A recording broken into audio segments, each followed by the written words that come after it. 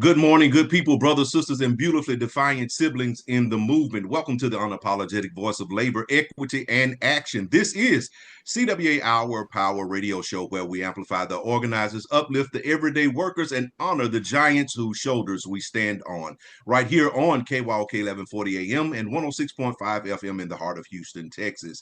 If you're rolling through H-Town or just fired up anywhere in the world, stream us live at kyokradio.org on the CWA Strong app or catch the replay anytime by searching CWA Hour of Power on your favorite podcast platform. Because this space, this time, it's about us. That's right, it's about us. We're talking union contracts, organizing victories, labor rights, human dignity, fair pay, and bold everyday resistance to injustice in every form. So whether you're on the job, in your car, at your kitchen table, or deep in the fight, lean in. Honk your horns if you stand with workers, throw a fist up if you know your worth. And joining me today are the fire starters and truth tellers, Micaiah Jones, Sir Reginald Small, Timmia Wiley, Tay Akins. And guess what, y'all? David Marshall. Happy birthday, David. So buckle up, beloveds, because the power we build together, that power is ours. Let's get into it. Our union voices are ringing in every district from Alaska to Maine, Texas to Minnesota, Canada to Puerto Rico, because we don't play at CWA. Today's Unlikely Activist Spotlight takes us into a struggle that affects millions of working families, but it rarely framed as a labor issue. That's housing. Today, we highlight Merisol Vega, a single mother who became an advocate for housing justice after learning firsthand that without stable housing, workers have no real power. Merisol Vega didn't grow up wanting to organize or lead movements. She grew up working, juggling multiple jobs, raising her children, and doing everything she was told would lead to stability. But in the aftermath of rising rents, stagnant wages, and predatory housing practices, stability became a moving target. Marisol worked full time and still couldn't keep up. Rent increased year after year, repairs went ignored, and when she asked questions, she was treated as disposable. Like many working class families, she discovered that hard work alone doesn't protect you from displacement. Her turning point came when her family received an eviction notice, not because she failed to work, but because the system failed to protect workers. Marisol did what many people are forced to do. In moments of crisis, she asked for help. What she found instead was community. Through a local tenant association, Marisol learned her rights. She learned that many evictions were avoidable.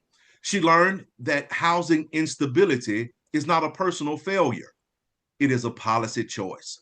And most importantly, she learned that tenants have power when they organize.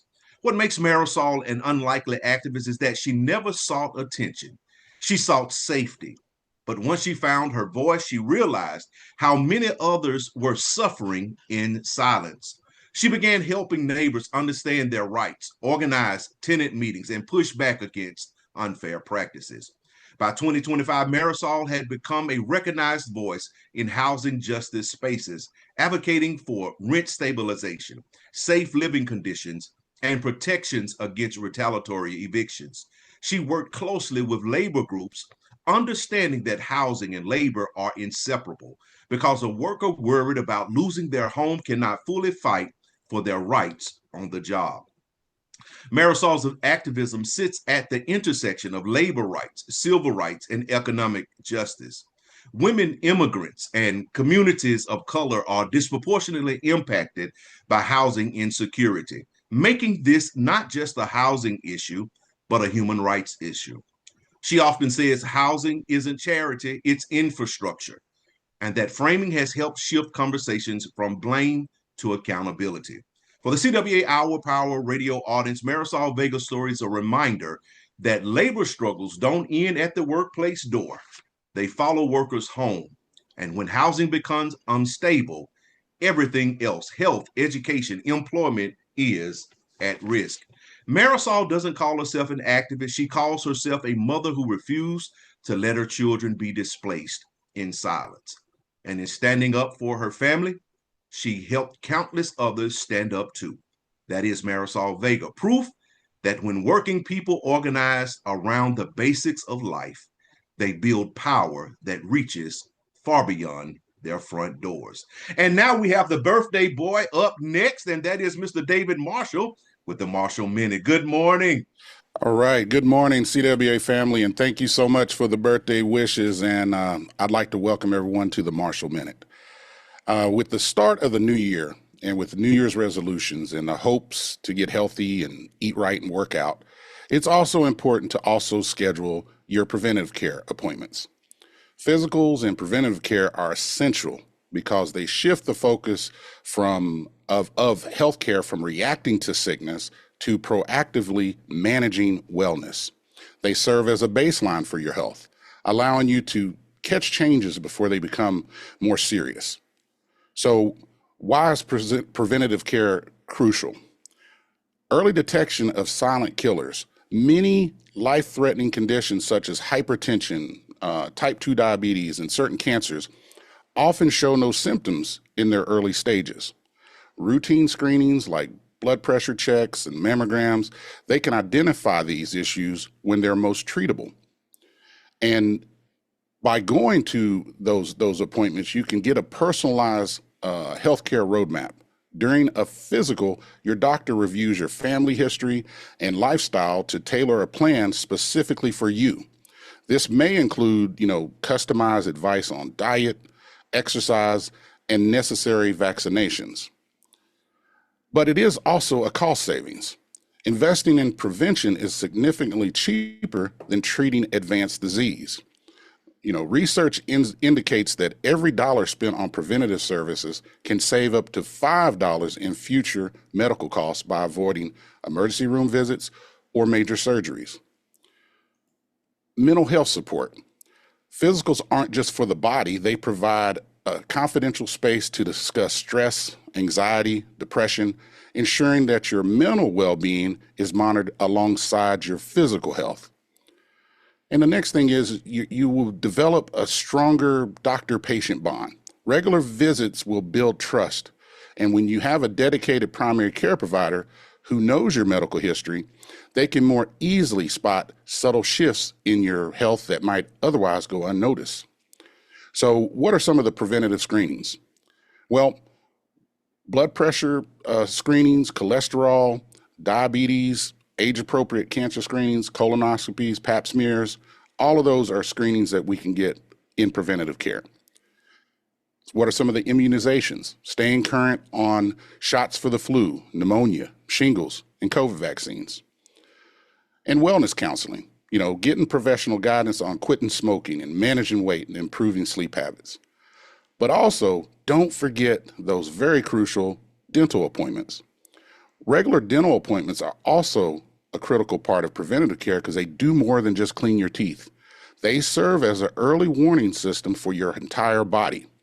Your mouth is the gateway to your body, and oral health is deeply linked to systemic health. Everywhere from heart and lungs, the bacteria from gum disease can enter the bloodstream and contribute to heart disease, plaque, and stroke. Oral bacteria can also be inhaled into the lungs, increasing the risk of pneumonia. And if you're a diabetic, the relationship is bidirectional. Gum disease can make it harder to control blood sugar, while blood sugar makes you more susceptible to infections. So if you do preventative care, you can drastically improve your overall health.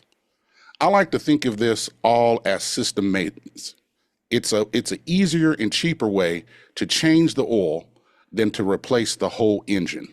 Preventative care is the ultimate cheat code for longevity. So make sure you schedule all your preventative care appointments and screenings and take full advantage of the benefit that brings. And thanks again for the birthday wishes. This has been the Marshall Minute, where living well is the greatest act to love. Back to you, Errol. Thank you so much, David. You're listening to How old are you? How old are you? I turned 35 for the fifth time. All right. You're listening to KYK 1140 AM and the all new 106.5 FM. If you're on the go, you can take us with you by visiting kyokradio.org and pressing the listen live option. Tune in every Thursday, 10 a.m. Central, 11 a.m. Eastern, 8 a.m. Pacific on kyokradio.org, the CWA Strong app, or your preferred podcast player. Search for CWA Hour of Power. Like and follow us on Facebook and Instagram at CWA National Human Rights. And to stay connected, share your thoughts and join the conversation. Up next, we have Tay. We have Tea with Tay. Hey, Errol. Hey, family.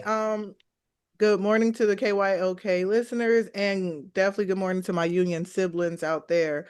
So we have something important to talk about. So we're just going to get into the Tea with Tay this week, because today's topic is heavy and it matters. It does not matter what side of the aisle you're on. It does not matter who you vote for.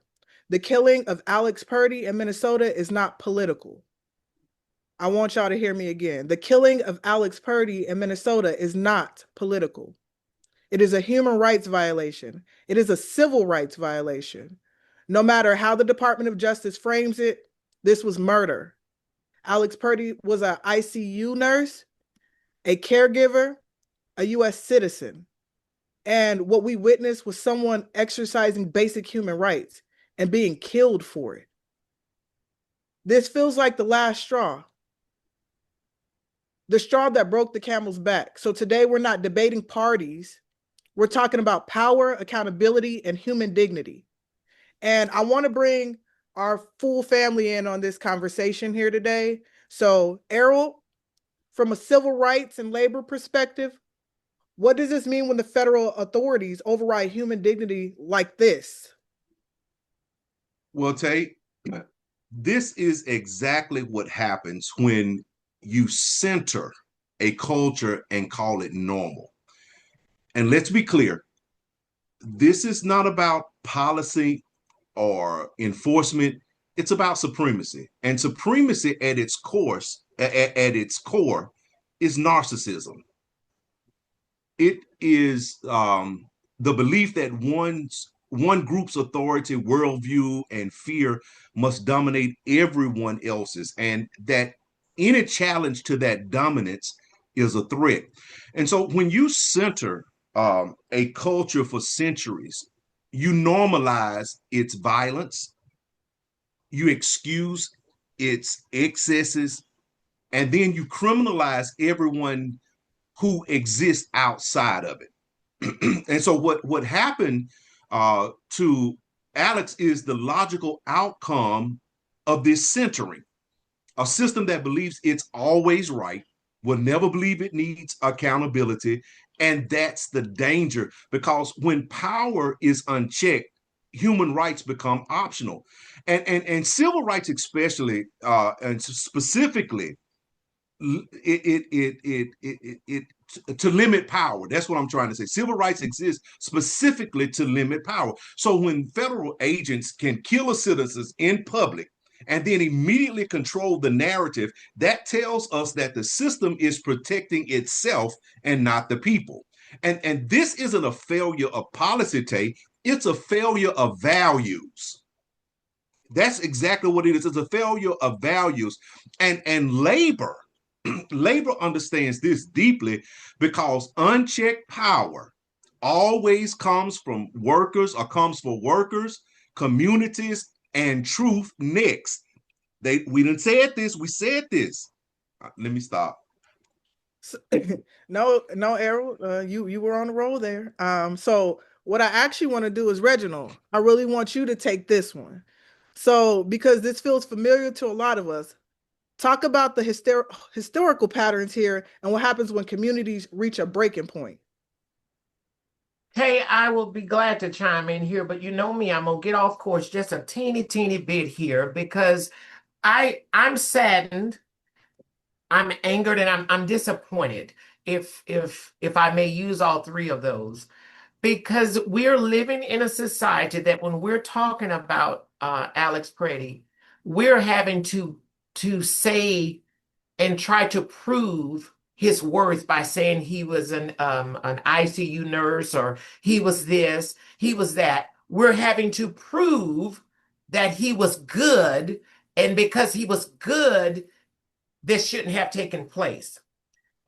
We should be able to stand here and say that a person with a beating heart, and yes, I'm not taking away from what he was, but we should say that we saw, without knowing a name, without knowing an occupation, without knowing any of his history, that a man was held down and murdered in the streets in front of people because he was protesting.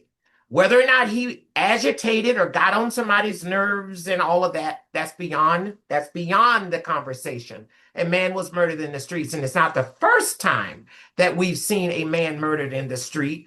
And coincidentally, man, woman, we just saw it a few weeks ago, but in 2020, we saw it in the same state, the same city, that this same type of behavior was there. Blocks away, yes. So back to the historical perspective here, and I've shared some of it. But whenever you see the uniqueness of the federal force being used against civilians, protesters, just regular people who have a right to do that. We've talked about this on a show a couple of weeks ago, that we have a right to protest things that we don't agree with. So when you're looking at people that are witnessing, recording, and intervening morally, you're looking at a state responding to a loss of control. There's obviously something that was lost there, loss of control, loss of a lack of training, lack of whatever, but something got out of control there, and a reset button certainly needed to be set. But this goes back even further than 2 weeks ago. It goes back further than 2020. This goes back to, even you could go back to slavery when you're talking about slave patrols known as paddy rolling. Back to the civil rights marches being beaten for demanding dignity that changed how we deal with people in America. This pattern is always the same. The state escalates. The narrative is manipulated. Thank God for modern technology and cameras, and everybody's videoing something. And the victim is posthumously criminalized. I might have butchered that word, but I'm going to put it in a simple term: slay and slander. So we kill them, and then we attack their character so that you can get the opinion, the public opinion, on the side that you want. And then here's the worst part of that: accountability is delayed, if it ever comes at all. To me, that's the horrible part. And eventually, the community has to take a stand. That community, us, the people who live in the community doesn't have to be the house next to you. The community takes a stand and say, we've had enough. So what makes this situation in Alex Brady different and dangerous for the system is that he disrupts the stereotype. He is actually an ICU nurse. He is a caregiver. He is a white man standing between power and harm. And that exposes the lie. Because once people realize this isn't about race alone, but about obedience to power, everything shifts and everything changes. This is how movements ignite, not from ideology, but from moral clarity. I was gonna say, Reginald, you gave a mouthful here today, so I want to thank you for that. And we do want to recognize Alex Purdy not just as an ICU nurse or a caregiver, but as a human being. So thank you for acknowledging that. That's a big part of everything that we talk about. Timmia, I want to go over to you as a woman, an advocate. How does this land emotionally and morally for you? Emotionally, it's devastating. Morally, I don't have the words to describe that right now, because what I see is someone doing what we tell people is right. Protect others, speak up, and show humanity. And the message sent it back to us is that will cost you your life. That creates fear. It tells women, caregivers, advocates to stay silent or stay alive. You have to choose between doing what's right and keeping your life. And that's not freedom. that is trauma being normalized. That's communism. It almost feels like communism, like a communist society.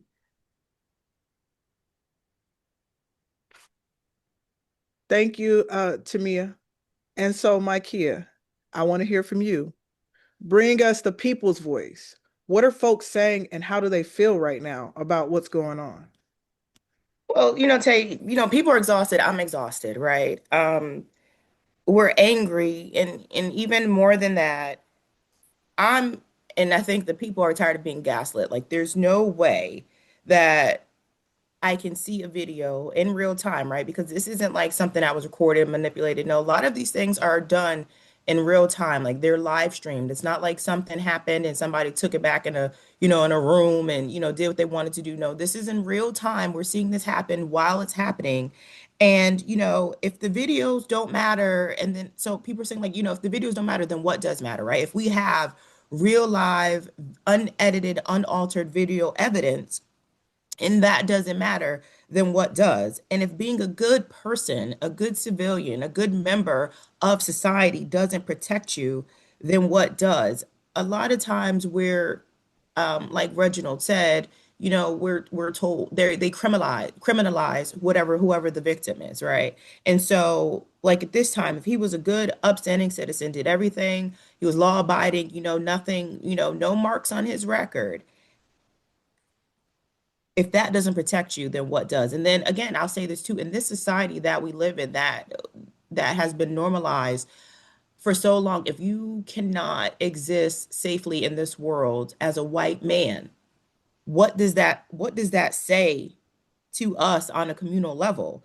And once that trust is gone, once you can't trust that even that centered object is protected, what can we do? And you can't just fix that with a press conference, right? You can't just fix that with a conversation. Like, there has to be real tangible change in the society.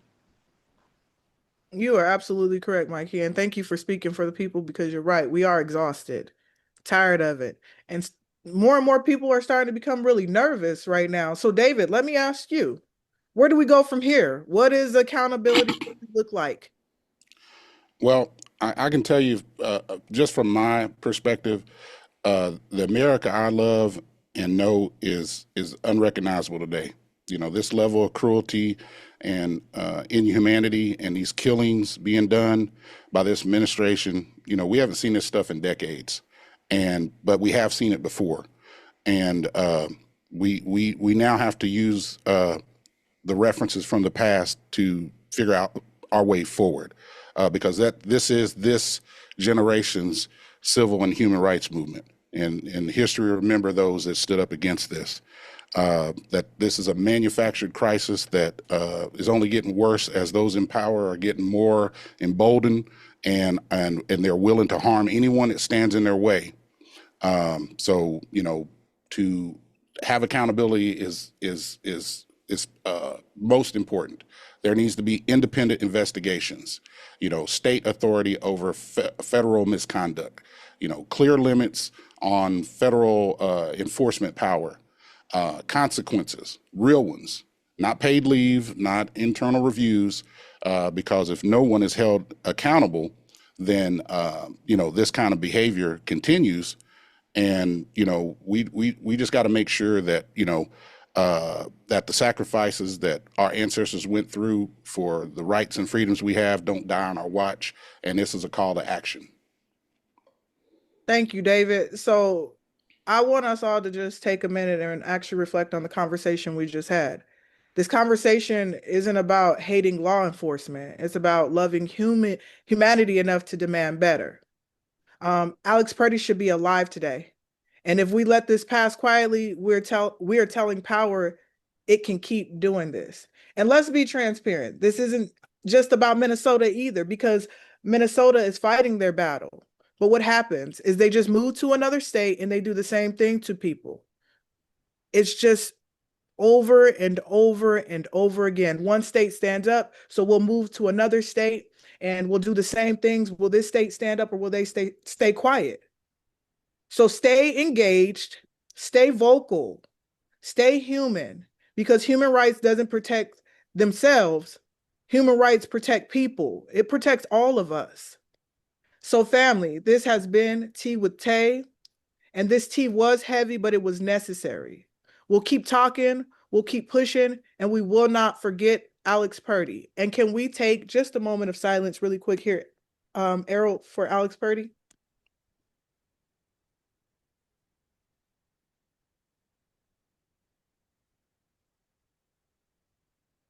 Thank you, Errol, and back to you here.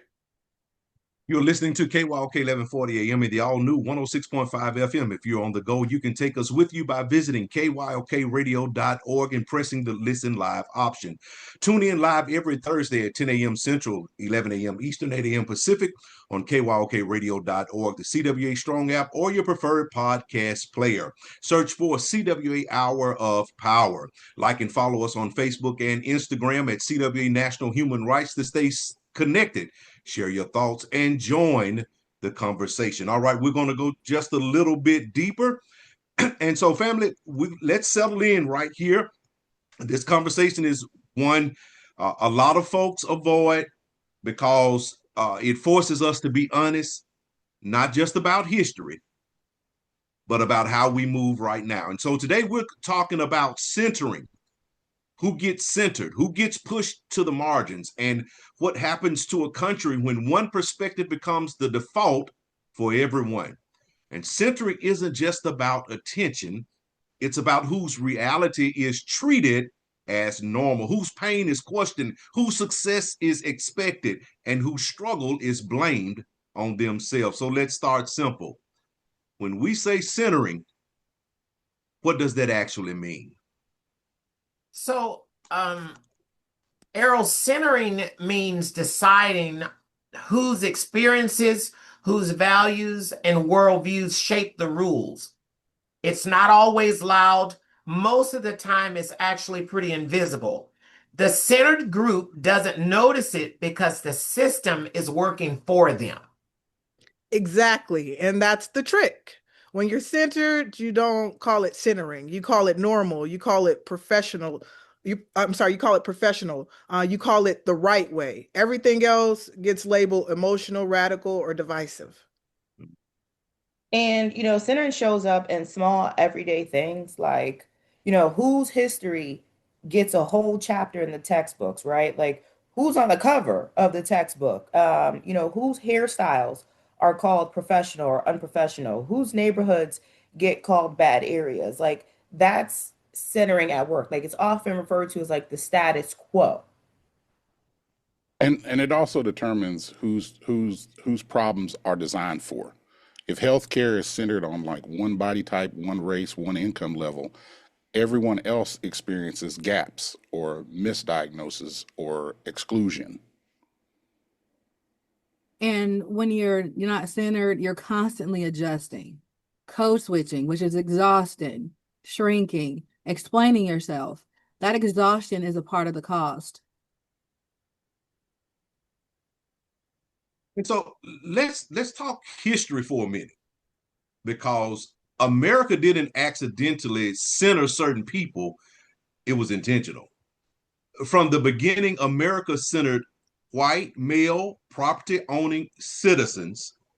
That wasn't symbolism, guys, that was law.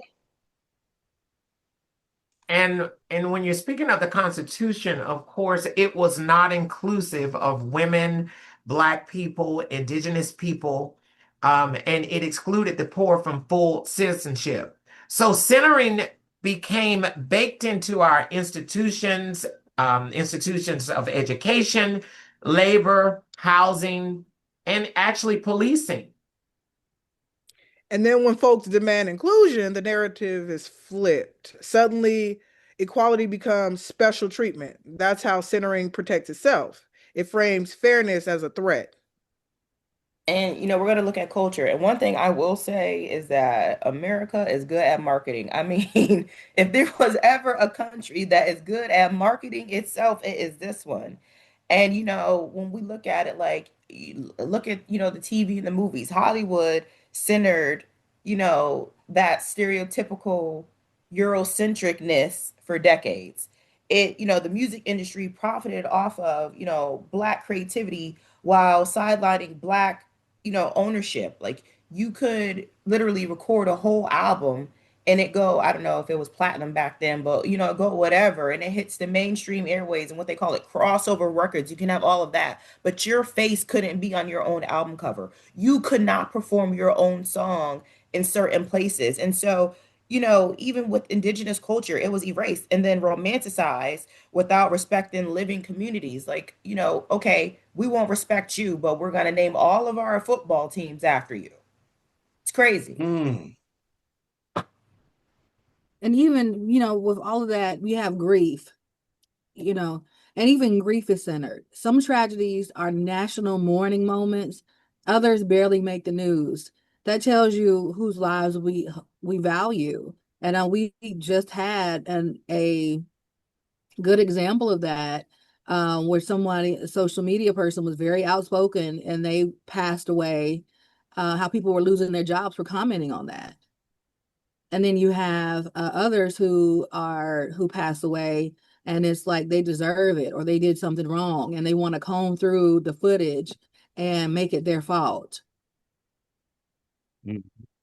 And everybody, every culture deserves dignity.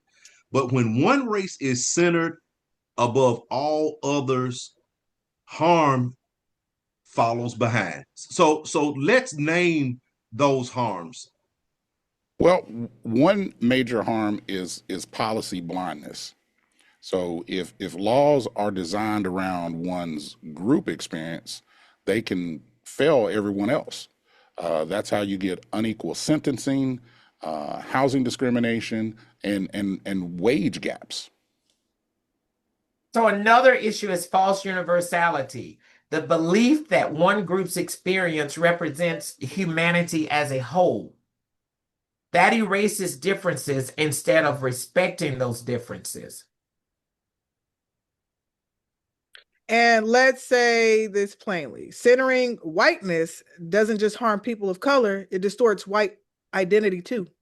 It taught dominance instead of empathy, entitlement instead of accountability.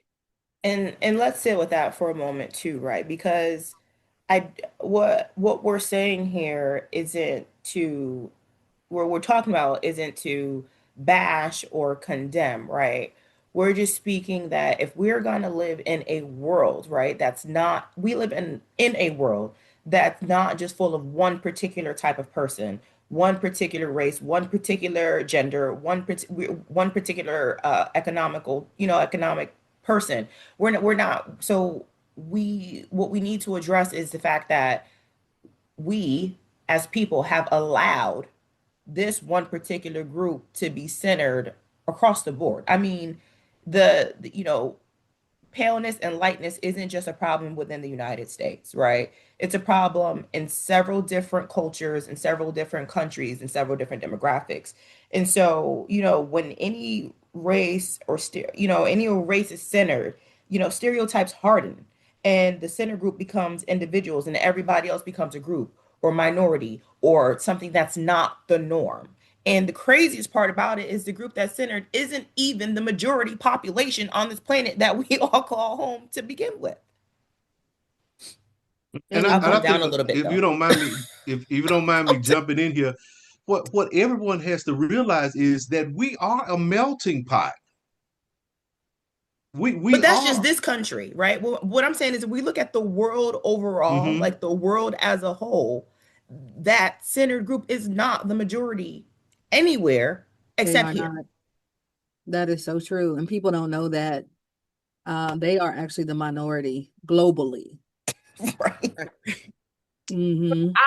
I think the bigger problem is something, the bigger issue is that centering or that centered group, it's so baked into our institutions and how we think. It's just there. It's just the way it is. And so it's hard to do anything about it because it's not like everyone in that group is standing up trying to be that. It's just already, the conditioning is already there. It's baked into our institution. It's in our schools. It's in our education. It's in our politics. It's everywhere. It's And everywhere. It to is. speak to that before Tim, I promise I'm gonna let you go. But you know what I think that we need to also say is that centering, right, brings privilege. And I think that's the reason why they're so okay with it, right? Think about it. When something benefits you, just because you waking up today the way that you are, without any type of additions or add-ons or anything like that, when that alone is a privilege, why would you say anything against it? But I think there are people who are considered to be in the Senate group who are aware and who are, saying things against it. And when we use terms like that, that the Senate group is okay with it, it's not just the group that's okay with it because it's so ingrained in our society that in some ways we're all okay with it because we know nothing else. Well, if we work, if as hard as as much work has been done to ingrain us into that, that same amount of work has to be put into getting us out of it. And Mm, so Hello. we've got to, make it a point of contention. We need to demand that it is something that we fix daily. So I think it can be done. It just has to be identified, and we all need to work on it. And absolutely. And look at the emotional damage it creates, resentment on both sides. Marginalized people feel unseen. Centered people feel attacked when equality shows up. We see that and see that a lot now. Um,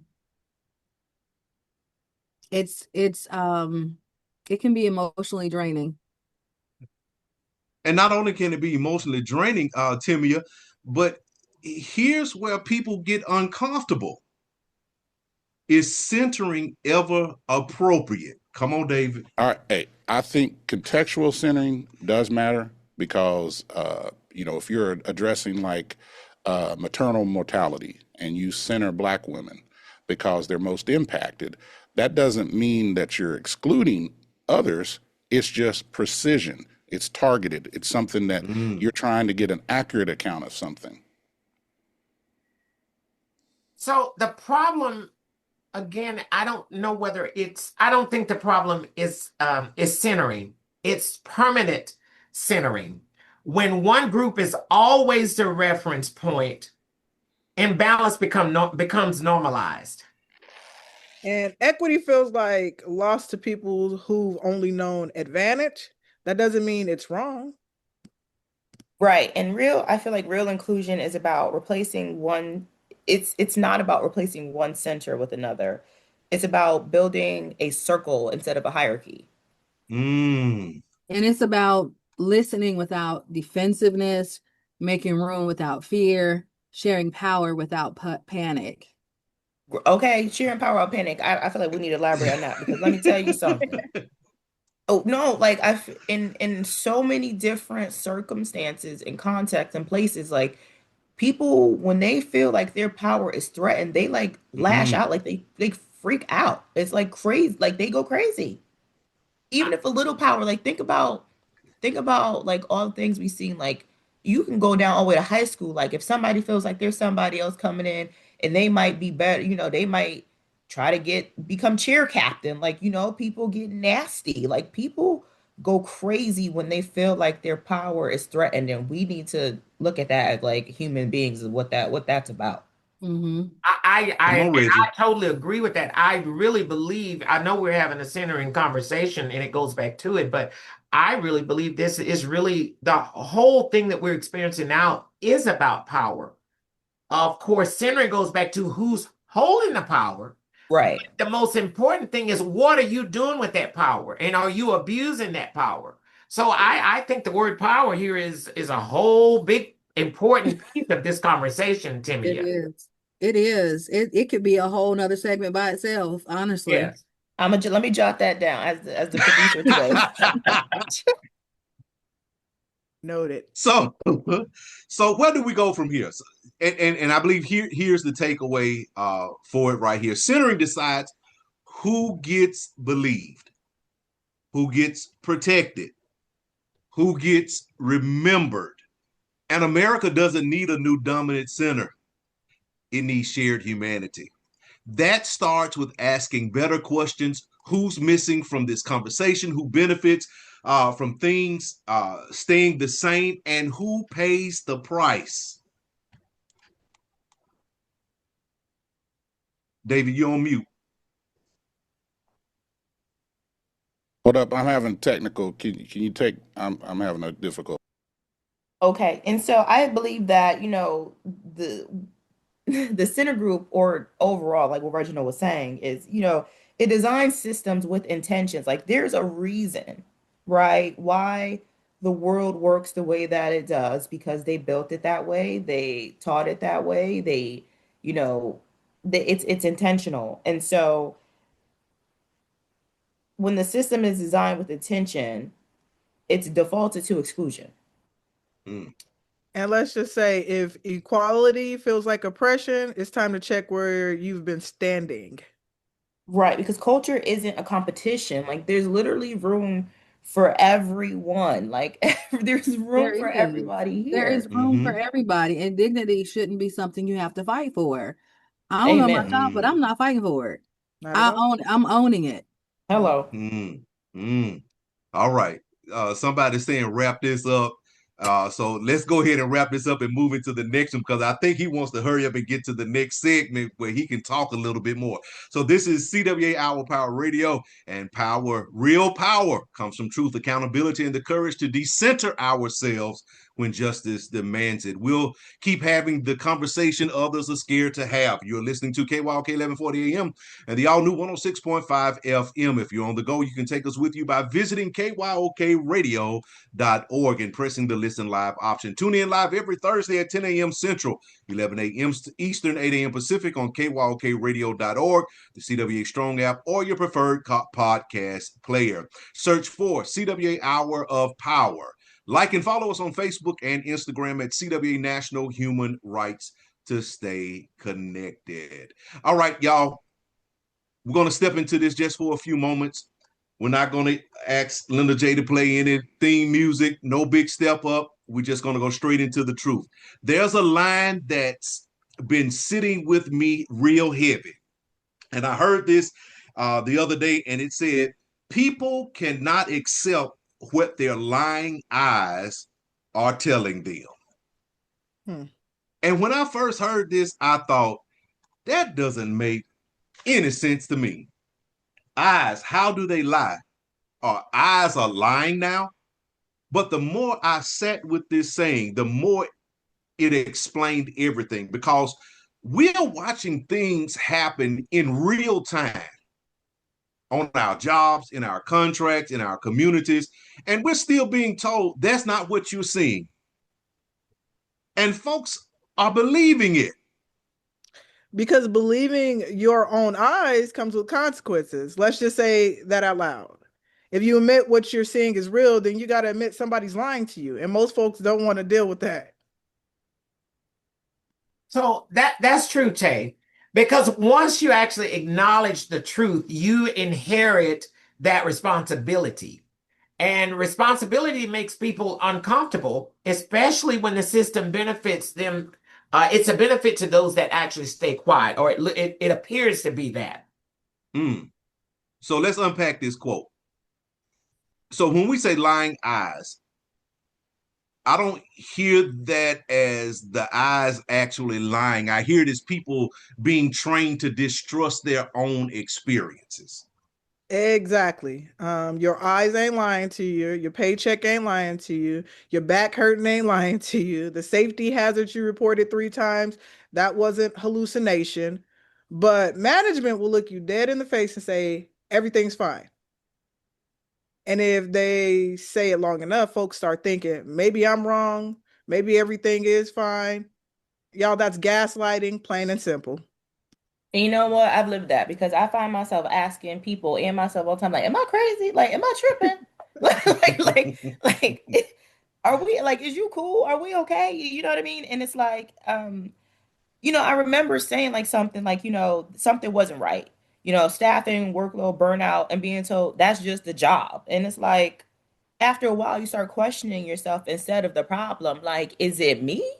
If Mm. everybody else is Mm-hmm. okay with it, then it must be me. You know what I mean? Mm-hmm. And Mm-hmm. that's a real major point you just made there, Makia, because gaslighting doesn't just silence you, it's actually very isolating. It isolates you. You start thinking that you're the only one seeing it when really everyone sees it, but they're just scared to say it. And quiet as a church mouse. You hear me? Won't say a word. So let's ground this in the workplace, because I think all of us here have been there. We've all seen the emails. We've all heard the town halls. We don't have the money. We're doing the best we can. We value our employees. And then we get some pizza for excellence and all that stuff. Then the earnings report drops. Oh yeah, the earning reports, record profits, bonuses, buybacks, new executive positions we never asked for, and we're still being told to tighten our belts.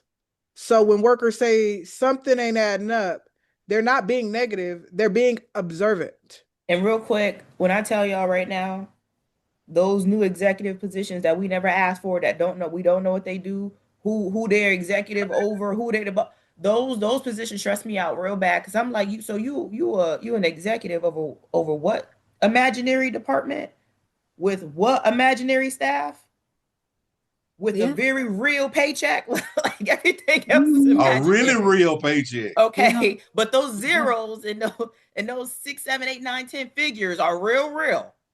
Well, And go that's ahead. I'm how the sorry. system kicks in to protect itself. Because once workers trust their own observations, power starts shifting. So instead of addressing the problem, institutions attack perception. You misunderstand. That's not the full picture. You don't see what I see. And that's why documentation matters so much. If it's just what you feel, then they'll dismiss it. But when it's what you see and you record it and you verified it, and it's harder for them to erase. And that is where the union enters the picture, because unions don't tell workers to ignore their eyes. They tell them to trust them together. Say that again. Together. Unions don't tell workers to ignore their eyes. They tell them to trust them together. Because one person saying this is wrong can be brushed off. But Mm-hmm. 50 people saying it, that's a pattern. That's evidence. And that's protection too, right? Like I know I speak differently when I know that I'm not alone. Mm-hmm. When And I know his, it's not the voices in my head, but my siblings behind me. I hope you're not listening to the voices in your head, Makia, but historically, that's always been the threat. Not noise, but clarity. Power fears clarity because clarity demands accountability. And that's why the grievance process exists. That's why meetings matters. That's why when we say write it down, follow the process, and loop in the union, they're not just procedures, they're shields. So here's the hard question. If people see what's happening, why don't they accept it? Fear, full stop, fear of regulation, fear of being labeled difficult, fear of losing what little stability they have. And let's be real, some folks benefit from pretending not to see what's going on. Well, and have you heard the terms, you can't handle the truth? Some people just cannot handle the truth, so they just, as a self-protective measure, they go into denial because they don't want to take action, so they pretend that it didn't happen because they just don't want to make a move and stand up. That's it. That part. Because And ignoring it, because ignoring the truth doesn't make it go away. It just honestly, it just costs more later. there's also identity Okay. in it. Admitting the truth might mean admitting trusted you're wrong.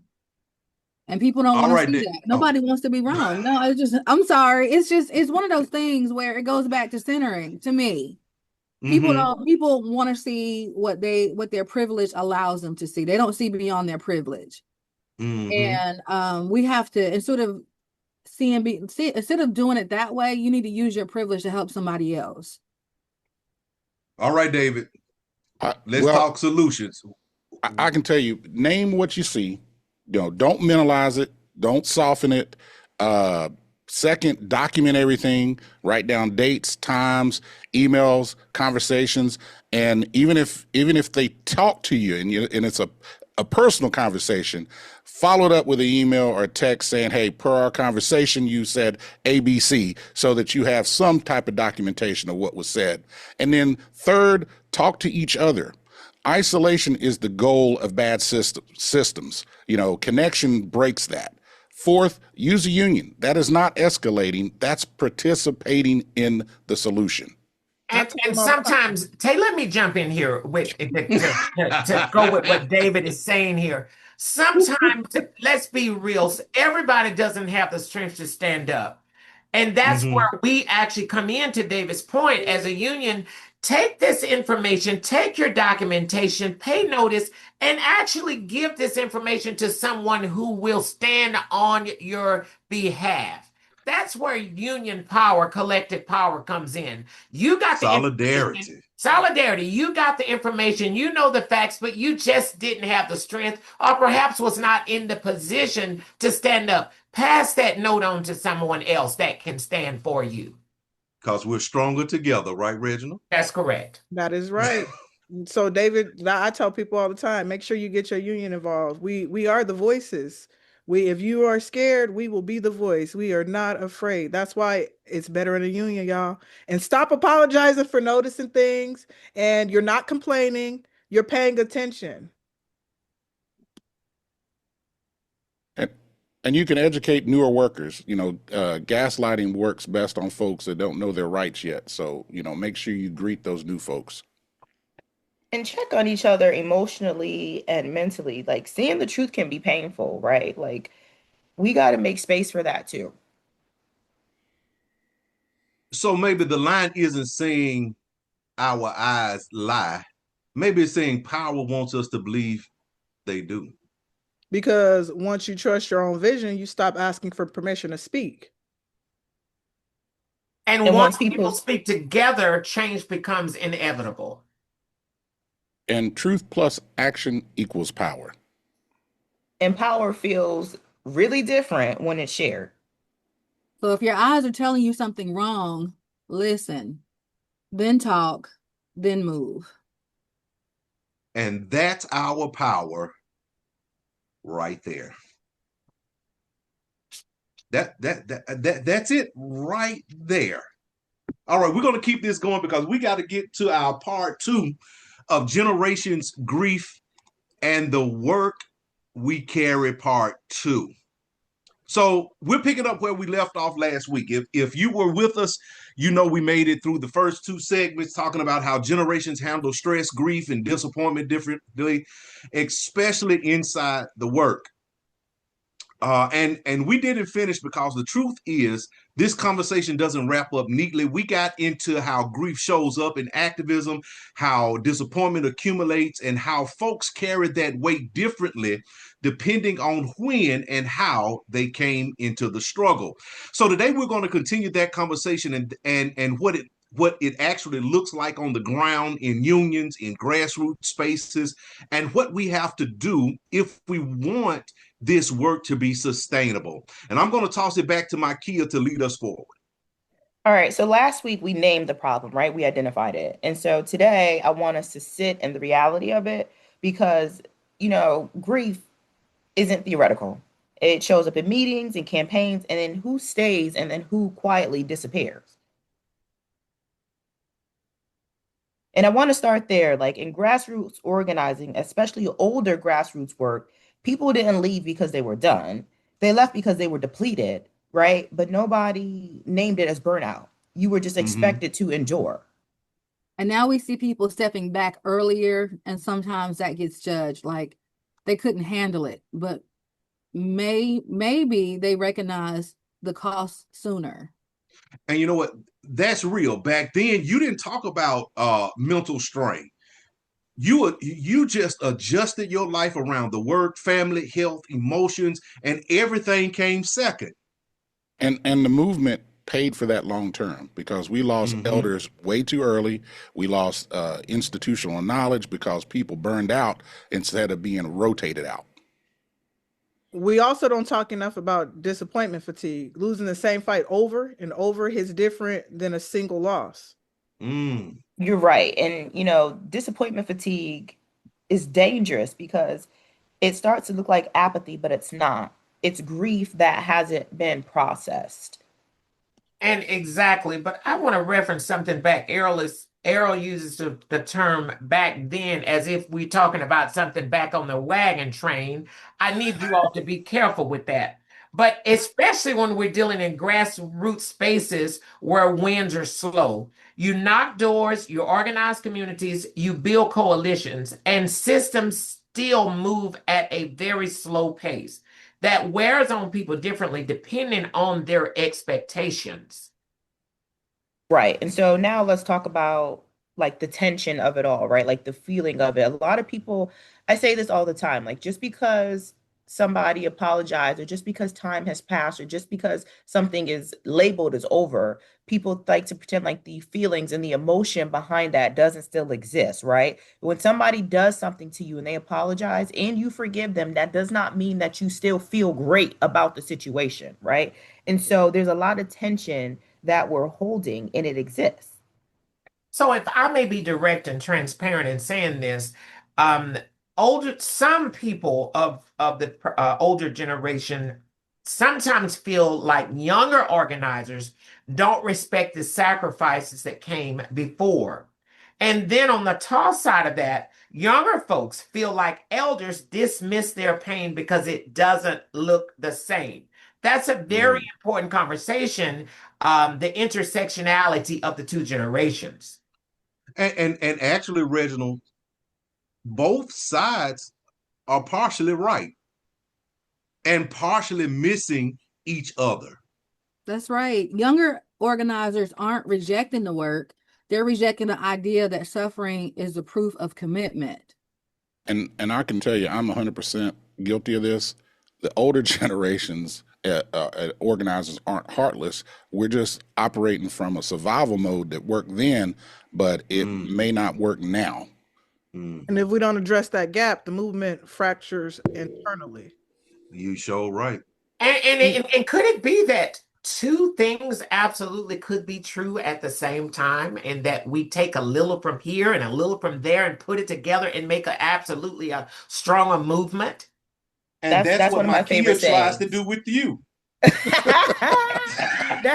But that is literally one of my favorite things. Two things can be true at once. Two people can have completely polarizing experiences, right? From the same thing happening or occurring to them. And, you know, we need to identify that because, like you said, a fractured movement won't last. And so let's get a little more practical, right? What does overcoming this actually look like? Like, how do we I don't want to say meet in the middle. I want to say, how do we mend the gap, right? Like, because sometimes we're going to have to go a little further over to the other side, right? And so meeting in the middle doesn't leave room for that. But if we mend the gap, that allows us to have that bridge to go back and forth and have that connectivity. So I think it starts with intentional intergenerational mentorship, not a hierarchy. It's a simple exchange where we share history and strategy, and the newer folks sharing tools, pace, and sustainability. So I'm trying to get away in my own life from labeling people as the elders and the youngers. That already Okay. presents a divide there. We need to look at activism as just that. They're activists. And some have been in the movement longer than others, but let's stop putting them in silos. And we And and I so I agree guess you're because, suggest well, I just I wanted to didn't say suggest, because I I said agree, stop putting right? And them in silos.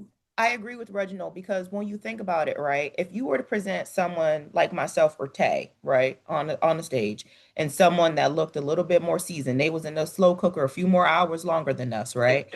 People automatically assume that that person has more knowledge or more experience. They don't identify the fact that I've been organizing walkouts or rallies since I was 13 years old. So that gives me, 20 something years in the game, and someone else could have just started after retirement.